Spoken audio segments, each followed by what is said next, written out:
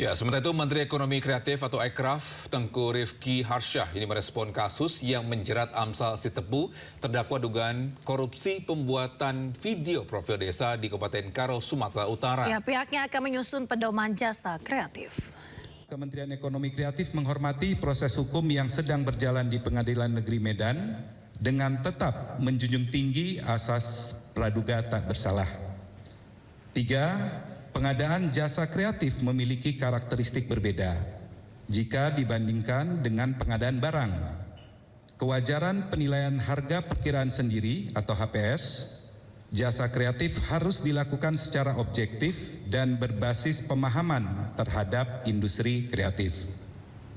Keempat, Kementerian Ekonomi Kreatif siap memfasilitasi ruang dialog bagi seluruh pelaku ekraf dalam penyelesaian permasalahan ekosistem ekraf melalui pelayanan publik atau permintaan informasi dan pengaduan di kanal ppid.ekraf.go.id.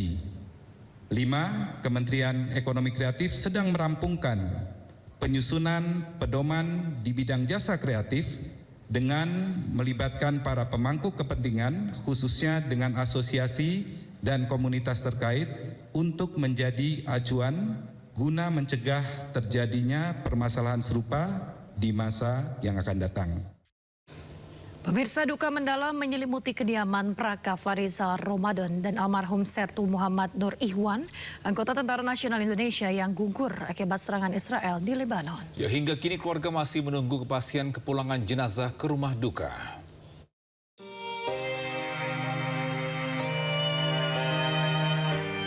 Suasana duka menyelimuti kediaman orang tua Praka Farizal Ramadan di Kulon Progo, Yogyakarta.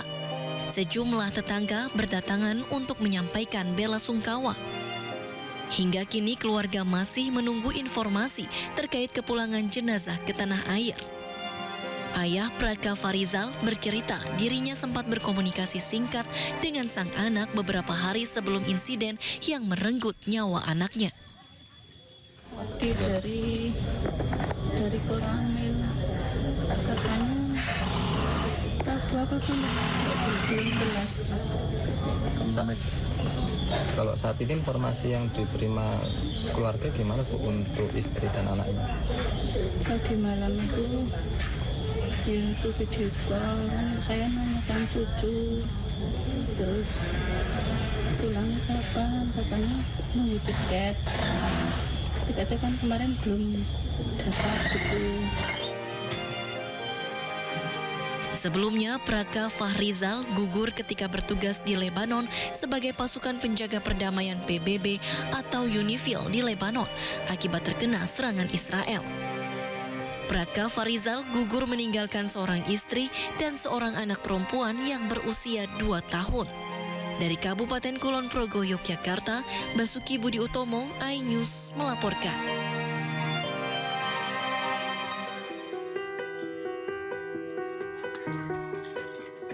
Para pelayat berdatangan ke kediaman almarhum Sertu Muhammad Nur Ikhwan, salah satunya rombongan Bupati, Wakil Bupati, Ketua DPRD dan Dandim Magelang. Sebagai perwakilan dari pemerintah daerah merasa berbangga ada salah satu putra terbaik kita ikut menjadi pasukan perdamaian, namun sayangnya Selma Ikhwan ini gugur di dalam tugas, dan ini adalah salah satu putra terbaik dari Kabupaten Magelang. Ya, sudah tentu dan sudah selayaknya kita Forkopimda untuk ikut berbelasungkawa. Menurut Komandan Kodim 0705 Magelang, Letkol Infantri Afrizal Rahmat, rencananya pemakaman almarhum akan dilakukan secara militer di pemakaman umum desa setempat. Perkiraan saya tidak bisa memastikan karena di sana juga akan diurus untuk manifestnya, kargo dan lain sebagainya.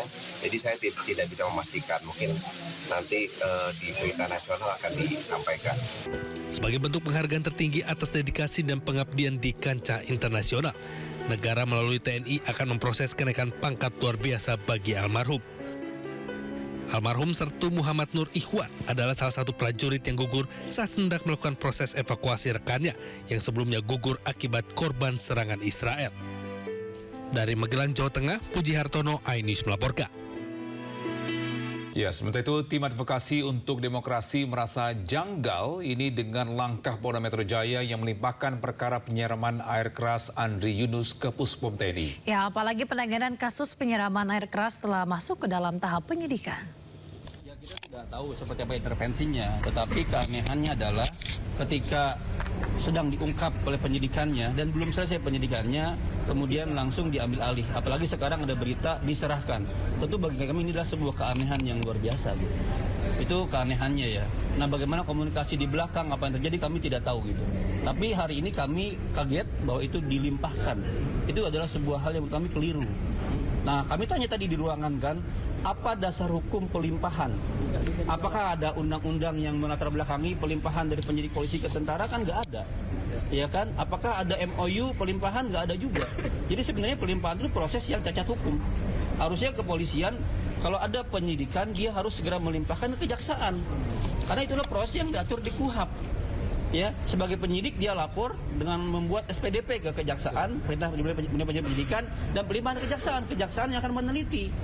Seperti itu prosesnya yang seharusnya diatur di KUHAP. Nanti kejaksaan akan mengatur apakah ini koneksitas atau tidak. Kalau dia koneksitas, dia tulis ini koneksitas. Koneksitas ini bersama-sama. Jaksa bersama auditor militer. Nanti disidangkan di peradilan, di koneksitas, hakimnya ada hakim umumnya, ya 2 orang dan hakim militer. Itu namanya koneksitas, tapi dipimpin oleh jaksa. Jadi harusnya polisi berkonsultasi dengan jaksa, bukan melimpahkan ke Puspom gitu.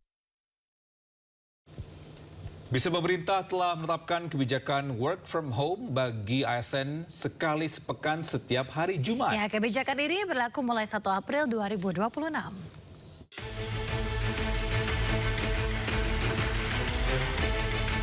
Pemerintah menetapkan kebijakan work from home atau bekerja dari rumah bagi aparatur sipil negara sekali dalam sepekan setiap hari Jumat. Kebijakan ini disampaikan oleh Menteri Koordinator Perekonomian Airlangga Hartanto. Penerapan work from home bagi ASN, aparatur sipil negara di instansi pusat dan daerah yang dilakukan sebanyak 1 hari kerja dalam seminggu, yaitu setiap hari Jumat yang diatur melalui surat edaran dari Menpan RB dan SE Mendagri, termasuk di dalam skema work from home yang diatur sebagai berikut: mendorong transformasi tata kelola pemerintahan berbasis digital. Kemudian yang kedua, efisiensi mobilitas, termasuk pembatasan penggunaan kendaraan dinas 50%, kecuali untuk operasional dan kendaraan listrik, dan mendorong penggunaan transportasi publik. Jadi mengurangi kendaraan dinas dan menggunakan semaksimal mungkin transportasi publik. Kemudian efisiensi perjalanan dinas di dalam negeri hingga 50% dan luar negeri hingga 70%. Kebijakan ini akan mulai berlaku 1 April dan akan dilakukan evaluasi setelah 2 bulan pelaksanaan. Ada beberapa sektor yang dikecualikan dari WFH ini, yakni sektor layanan publik seperti kesehatan, keamanan, dan kebersihan, serta sektor strategis seperti industri atau produksi, energi, air, bahan pokok, perdagangan, transportasi, logistik, dan keuangan. Sementara untuk kegiatan belajar mengajar tetap dilakukan secara tatap muka dari tingkat dasar hingga menengah 5 kali dalam seminggu. Tim Liputan iNews melaporkan.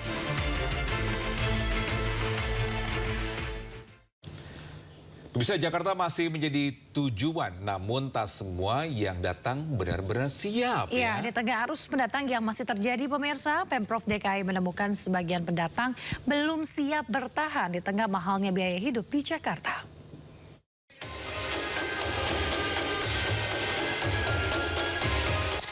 Arus urbanisasi usai Lebaran kembali terjadi di Jakarta. Gubernur Pramono Anung mengungkapkan Pemprov telah menerima laporan adanya pendatang baru yang belum memahami kondisi Jakarta. Pemerintah DKI Jakarta bersama-sama dengan DPRD DKI Jakarta tidak akan melakukan operasi justisi. Tetapi kami meminta siapapun yang datang ke Jakarta mau kerja di Jakarta, tentunya dengan kapasitas dan kapabilitas untuk bekerja di Jakarta. Data pemerintah menunjukkan jumlah pendatang ke Jakarta dalam 3 tahun terakhir terus berubah. Tahun 2023 tercatat lebih dari 136.000 orang, kemudian turun menjadi sekitar 84.000 pada tahun 2024. Dan pada tahun 2025 diperkirakan berkisar 10 hingga 15.000 pendatang. Jumlah pendatang memang terus menurun, namun di balik angka itu tetap muncul masalah baru. Sejumlah orang datang tanpa rencana matang. Padahal pemerintah sudah mengingatkan 4 bekal utama sebelum merantau ke Jakarta, yaitu memiliki pekerjaan atau keterampilan, tempat tinggal yang pasti, dokumen kependudukan lengkap, serta tujuan yang jelas. Tanpa bekal ini, pendatang rentan tersisih di tengah ketatnya persaingan dan tingginya biaya hidup di Jakarta. Karena itulah Pemprov memastikan penanganan pendatang ke Jakarta akan dilakukan melalui pendataan dan edukasi, bukan lagi razia, agar perantau benar-benar siap bertahan dan bekerja dan tidak menambah masalah sosial baru. Pemirsa, seorang pria lansia di Kabupaten Bekasi, Jawa Barat menjadi korban penyiraman air keras oleh orang tak dikenal. Ya, peristiwa terjadi saat korban menunaikan ibadah sholat subuh di musola.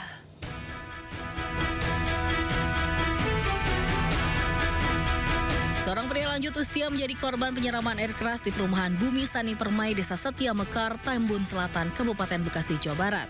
Peristiwa terjadi secara tiba-tiba ketika korban menuju musola untuk sholat subuh. Pelaku yang tak dikenal berjumlah 2 orang menggunakan sepeda motor serta dilengkapi dengan menggunakan helm tertutup. Langsung menyiramkan cairan air keras ke arah tubuh korban dan melarikan diri. Sebelumnya menurut pengakuan warga, pelaku membuntuti korban, bahkan pelaku sempat berputar di sekitar komplek dan mengamati korban. Aksi teror penyiraman air keras bukan kali pertama terjadi di wilayah tersebut. Sebelumnya 2 mobil warga menjadi sasaran serangan. Akibat kejadian tersebut, warga sekitar merasa resah dan takut keluar rumah pada malam hari. Warga berharap pelaku segera ditangkap. Sebelumnya si korban ini pernah cerita ada punya musuh atau gimana? Ada. Korban ini orang baik, nggak banyak cerita, nggak banyak ngomong. Karena dia punya riwayat sakit itu, jadi dia banyak diam. Itu aja yang saya tahu. Kalau boleh tahu luka bakarnya yang Bapak lihat semalam itu berapa persen, Pak? Saya nggak lihat langsung ya, cuman dari foto-foto yang beredar itu ya itu sekitar ada sekitar 70%. Hampir semua ya, Pak ya? Hampir semua kan. Itu. Sekarang Ini lantai ini sampai diinjak aja panas. Tadi pagi itu saya rasakan. Akibat kejadian ini, korban mengalami luka bakar serius di sejumlah bagian tubuh. Bahkan luka bakar yang diderita diperkirakan mencapai sekitar 70%. Saat ini korban masih menjalani perawatan intensif di rumah sakit untuk mendapatkan penanganan medis. Pihak polisian telah melakukan penyelidikan dan mengumpulkan keterangan dari saksi di lokasi kejadian guna mengungkap pelaku dan motif di balik aksi kejahatan tersebut. Dari Kabupaten Bekasi, Jawa Barat, Didit Junaidi, iNews melaporkan. Pemirsa, 1 hari sebelum sidang vonis, terdakwa dugaan kasus korupsi dana desa Amsal Sitepu mendapat penangguhan penahanan. Ya, penahanan ditangguhkan setelah Komisi 3 DPR RI menjadi penjamin. Didampingi anggota Komisi 3 DPR RI Hinca Panjaitan, terdakwa dugaan kasus korupsi dana desa Amsal Sitepu keluar dari rumah tahanan Tanjung Gusta Medan. Amsal mendapat penangguhan penahanan usai diajukan oleh DPR RI yang turut menjadi penjamin penangguhan. Rencananya Amsal Sitepu akan menjalani sidang vonis pada hari ini. Amsal ditetapkan menjadi tersangka pada 19 November tahun lalu dalam kasus dugaan korupsi dana desa pengerjaan pembuatan video profil desa.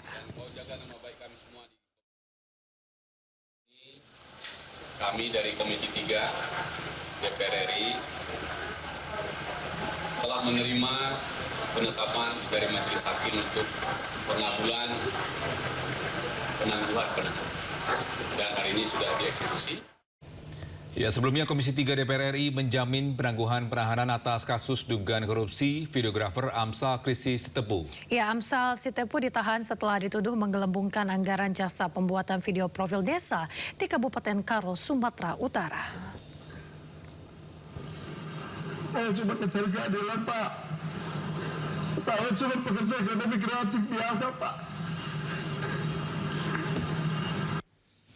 Tagisan Amsal Sitepu, terdakwa kasus dugaan korupsi pembuatan video profil desa di Kabupaten Karo, Sumatera Utara, pecah saat ia mengungkapkan perasaannya mencari keadilan dalam rapat dengar pendapat Komisi 3 membahas penahanan Amsal Sitepu.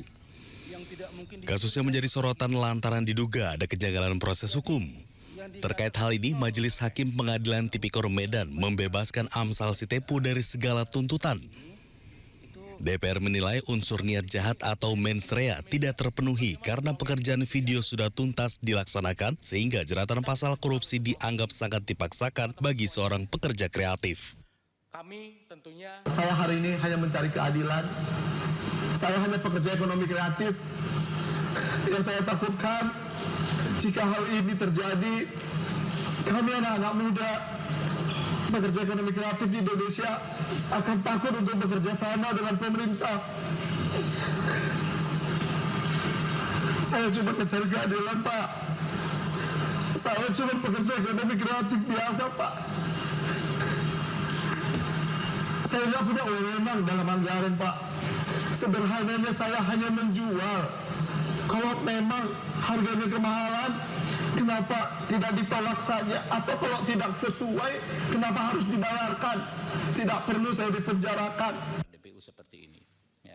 Sebagai dukungan nyata, Komisi 3 DPR juga menyatakan kesediaan menjadi penjamin agar Amsal ditangguhkan penahanannya. Khusus Komisi 3 DPR RI mengajukan agar Saudara Amsal Kristi Sitepu diberikan penangguhan penahanan dengan Komisi 3 DPR RI sebagai penjamin. Sepakat? Sepakat. Teman-teman di sini banyak. Selain itu, Komisi 3 juga meminta penegak hukum untuk mengevaluasi ulang proses hukum terhadap Amsal Sitepu agar kasus ini tidak terulang kembali dan dapat menghambat perkembangan industri kreatif di Indonesia. Tim Liputan AI News melaporkan. Tajam ke pelaku kreatif kecil. Ya, sementara itu Kejaksaan Agung meyakini Amsal Sitepu ini bersalah dalam kasus dugaan penggelembungan dana pembuatan video profil desa di Kabupaten Karo. Ya, dan berikut keterangan Kapus Penkum Kejagung Anang Supriyatna. Jadi bukan masalah skill kemampuan, tetapi di RAB itu untuk kegiatan, contohnya untuk kegiatan sewa drone 30 hari, ternyata dilaksanakan hasil dari penurunan cuma berapa hari, 12 hari, tapi dibayar full, contohnya seperti itu. Terus biaya untuk editing segini sudah diangkat, didabelkan lagi seperti itu yang didapat. Jadi salah satu beberapa modusnya seperti itu. Jadi di RAB-nya. Dan orang desa ini kan ini dana desa misalnya. Nah, kepala-kepala desa ini kan nggak terlalu paham. Ini yang membuat RAB-nya berdasarkan ini berasal dari rekan-rekan itu sendiri. Sementara kegiatannya itu tidak dilakukan sepenuhnya sesuai dengan yang di RAB. Nah, ini masalahnya di sini. Sementara pembayaran full seperti itu. Jadi seperti itu.